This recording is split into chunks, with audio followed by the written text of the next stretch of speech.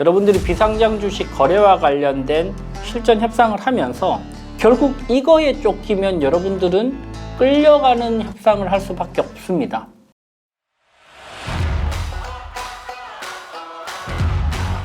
네, 안녕하세요. 주주스쿨의 류지원 변호사입니다. 오늘은 비상장 주식의 지분을 거래할 때, 매각하시거나 아니면 매입할 때 여러분들께서 실무적으로 활용할 수 있는 협상 스킬들을 7가지 정도로 한번 정리를 해봤습니다. 특히 이제 비상장 주식 거래와 매매 사례들이 요즘 최근에 굉장히 폭발적으로 늘어나고 있는데, 이 거래 시에 어떤 전략으로 어떤 협상 스킬을 가지고 어떻게 상대방을 설득시킬지, 그리고 협상의 분위기는 어떻고 어떤 태도로 접근해야 되는지에 대해서 궁금해하시는 분들이 많아서 한번 이번 컨텐츠를 준비를 해봤습니다. 첫 번째는 주식 매매를 할 때는 일단은 무기를 잠시 내려둘 필요가 있습니다. 꽤나 많은 경우에 있어서 이제 경영권 분쟁이다, 아니면 주주 간의 다툼이 있어서 서로 이제 무기를 손에 들고 주식을 팔아라, 아니면 주식을 내가 사겠다라고 이야기하는 경우들이 많은데,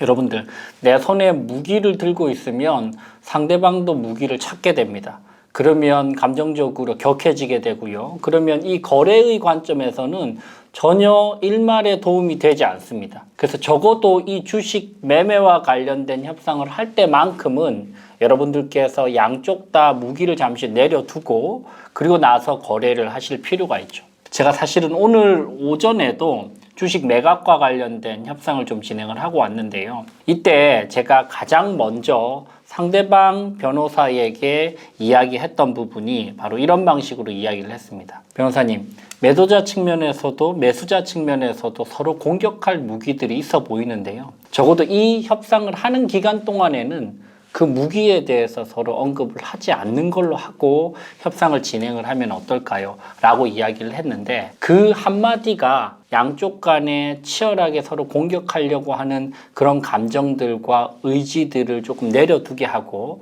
협상에 집중하는 그런 효과가 있더라고요. 그래서 첫 번째는 무기를 잠시 내려둘 필요가 있다. 두 번째는 이 길이 베스트 옵션이라는 것에 대해서 공감대를 좀 초반에 만들 필요가 있습니다. 무슨 말이냐, 여러 가지로 법률적으로 양쪽 다 다툴 수도 있고, 아니면 주식을 빼앗겠다고 주장할 수도 있고, 당신이 배임 횡령이야라고 주장할 수도 있고, 계약 위반으로 콜옵션을 행사할 거야, 뭐 이런 식의 여러 가지 주장들이 가능한데, 이렇게 서로 그런 공격적인 주장을 해봤자 별로 사실 도움이 되지 않는단 말이죠.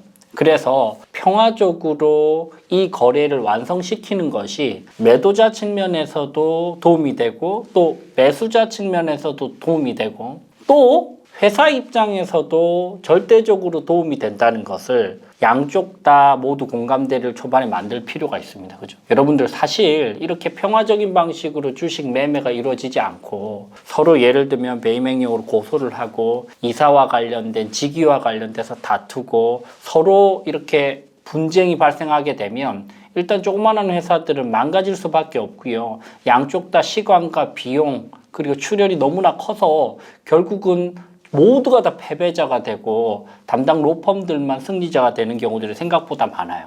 그래서 두 번째는 서로에게 이 평화적인 방식의 주식 매매가 서로에게 절대적으로 도움이 된다는 것을 먼저 공감대를 깔고 시작할 필요가 있습니다. 세 번째는요, 공감 가는 첫 숫자가 절대적으로 너무나 중요합니다. 이 부분 너무나 중요하죠. 그러니까 첫 번째 제시하는 그 숫자가 상대방이 딱 들었을 때, 야, 택도 없는 소리 하고 있네, 이런 식으로 받아들이게 되면 그러면 이 거래는 결렬될 가능성이 생각보다 아주 높습니다.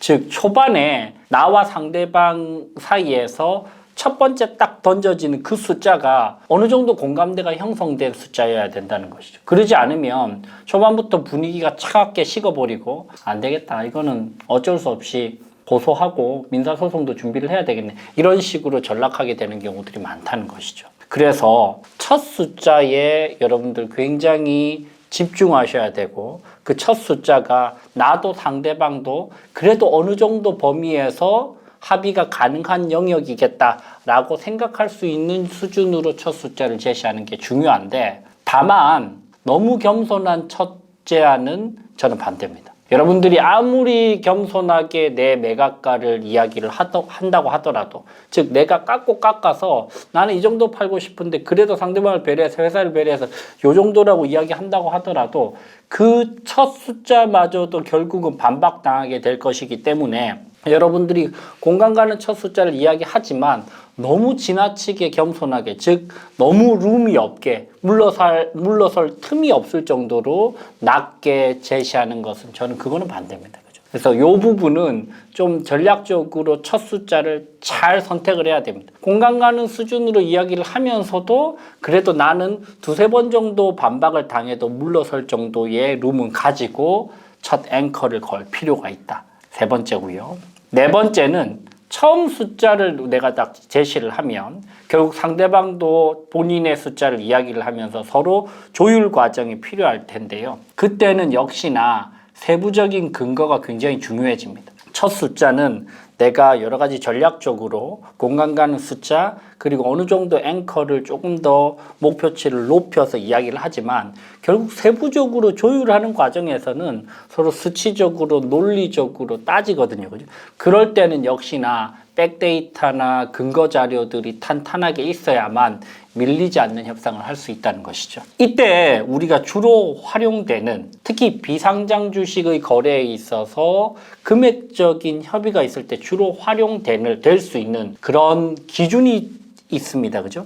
그 기준이 크게 보면 한 두 가지 정도가 있는데, 첫 번째는 최근 2, 3년간의 주식, 구주의 거래 단가 또는 신주의 발행 단가. 사실 이게 첫 번째 기준점이 되겠죠. 그죠? 최근 1, 2년 사이에 구주가 거래됐던 사례가 있는데 1주당 얼마에 거래됐다. 또는 최근에 투자를 받았는데 1주당 얼마의 신주가 발행됐다. 이 거래가가 먼저 기준이 첫 번째 될 것이고요. 두 번째는 법원과 세무당국이 활용하는 상증법상 가치평가라는 가치평가 방식이 있습니다. 이 가치평가 방식을 통하면 이 상증법상 가치평가는요, 상속세 및 증여세법상 가치평가인데요. 이게 법원에서 그리고 세무당국에서 가장 보수적인 방식으로 주식 가치평가를 하는 보충적인 가치평가 방식이거든요. 그래서 물론 이 금액이 나온다고 해서 무조건 이 금액으로 거래를 해야 된다는 건 절대 아니지만, 적어도 상증법상 가치평가를 했을 때 보수적으로 적어도 이 정도 금액은 일주당 단가가 나오는데 이 정도는 받아야 되지 않겠느냐라고 제안을 할 수 있는 기준이 될 수 있는 아주 중요한 기준점입니다. 그죠? 세 번째는 또 조금 다른 방식으로도 서로 설득을 할 수가 있어요. 예를 들면 이런 것이죠.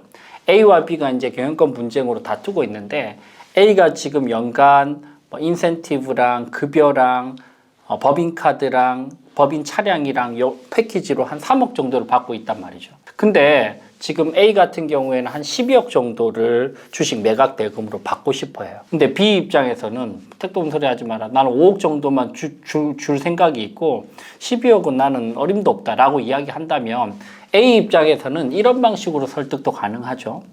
야, 내가 그냥 가만히만 있어도 3년만 있으면 10억 정도를 확보할 수 있는데 내가 왜 5, 6억 원을 받고 내 주식을 전부 다 양도를 하겠냐.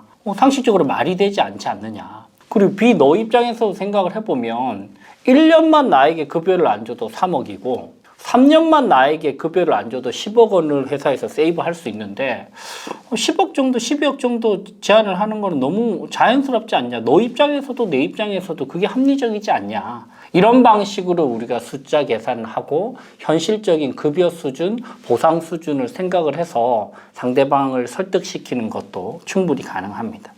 다섯 번째는요, 역시나 협상 중간중간에 여러분들께서 계속적으로 상대방을 공격하고 싶은, 그리고 상대방의 어떤 약점을 공략하고 싶은, 상대방이 잘못했던 부분을 짚어내고 싶은 그런 욕구들이 있거든요. 근데 여러분들 적어도 이 협상 테이블에서는요, 시시비비는 절대로 중요하지 않습니다. 맞고 틀리고를 계속 따지려고 하면 결국 상대방도 이제 다시 가드를 올려요. 그러면서 야, 이렇게 나올 거면 그냥 소송을 하자. 법원에서 보자. 그리고 나 고소할 것도 있는데 배명령 고소를 해버리겠어. 이렇게 이제 나오게 되면 판이 전부 다 엎어지게 되죠. 그죠? 그래서 협상을 할 때만큼은 여러분들 시시비비를 따지고 싶은 여러분들의 욕구를 잠시 좀 묻어두실 필요가 있습니다. 여섯 번째는요. 상대방에게도 도움이 되는 플랜 B를 좀 알려주시는 것도 고도의 협상 전략입니다. 이를 우리는 크리에이티브 옵션, 창조적 대안이라고 하죠. 그죠? 예를 들면 이런 거예요. 내가 내 지분의 매각 대가로 20억 정도를 요청을 하고 있는데 상대방은 한 10억 정도밖에 줄 수 없다고 이야기를 하고 있어요. 왜 20억 정도를 못 주고 10억 정도밖에 못 주냐라고 이제 이야기를 물어보니 B가 이렇게 이야기하는 거야. 야, 내가 돈이 어디 있냐? 응?